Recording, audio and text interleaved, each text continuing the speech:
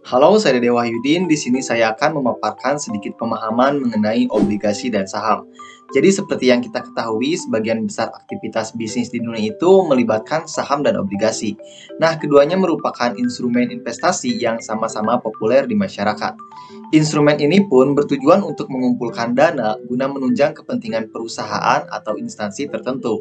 Saham dan obligasi juga disebut sebagai sekuritas dan orang yang membelinya disebut sebagai investor. Jadi sederhananya saham adalah bentuk kepemilikan atas suatu perusahaan, sementara obligasi adalah surat utang yang dikeluarkan oleh peminjam dana. Nah, pemilik saham memiliki hak suara atas perusahaan tersebut, sedangkan pemilik obligasi hanya memiliki status sebagai pemberi utang. Selain itu, keuntungan yang didapat pemilik saham biasanya fluktuatif atau tidak menentu, sementara keuntungan obligasi biasanya telah ditetapkan dan disepakati bersama di awal. Nah, untuk jangka waktu saham dan obligasi pun berbeda. Jangka waktu saham ditentukan dari kepemilikan saham. Selain itu, batas waktu saham juga ditentukan dari apakah perusahaan tersebut masih berdiri atau tidak. Nah, beda halnya dengan saham, jangka waktu obligasi ini telah ditentukan dari awal pembelian. Untuk obligasi dinilai cukup menjanjikan serta memiliki resiko yang relatif rendah dalam praktiknya.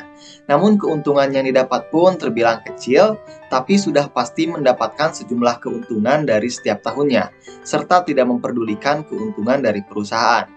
Nah, untuk saham sendiri merupakan salah satu instrumen pasar modal yang memberikan tingkat keuntungan yang cukup besar. Namun, risiko dari saham ini tergolong cukup tinggi karena perusahaan bisa saja merugi ataupun bangkrut sehingga saham menjadi tidak berharga. Kemudian, untuk contoh obligasi sendiri diantaranya ada yang pertama surat utang negara atau SUN. Nah, obligasi ini itu diterbitkan pemerintah sebagai cara untuk mendanai defisit APBN. Terus contoh yang kedua itu ada obligasi rekap atau OR. Tujuan diterbitkannya obligasi ini itu adalah untuk mendukung program rekapitalisasi perbankan yang dilakukan pemerintah. Kemudian contoh yang ketiga ada obligasi retail Indonesia atau biasa disebut ORI. Jadi jenis obligasi ini sebenarnya memiliki tujuan yang sama dengan SUN. Hanya saja obligasi ini memiliki nominal yang lebih kecil. Terus contoh yang terakhir ada surat berharga syariah negara. Jadi ini adalah contoh obligasi pemerintah yang dijalankan sesuai prinsip syariah Islam. Selanjutnya untuk contoh dari saham itu diantaranya ada saham dari perusahaan yang memproduksi kebutuhan pokok, ada saham BUMN, ada saham perbankan, ada saham properti, dan ada saham farmasi. Seperti itu. Saya Dede Wahyudin, terima kasih atas perhatiannya dan sekian.